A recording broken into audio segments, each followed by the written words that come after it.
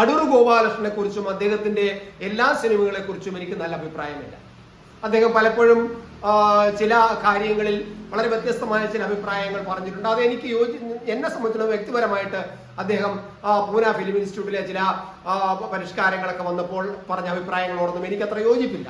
അതവിടെ ഇരുന്നോട്ടെ. പക്ഷെ അദ്ദേഹത്തിന്റെ എല്ലാ സിനിമകളോടും എനിക്കും താല്പര്യമില്ല.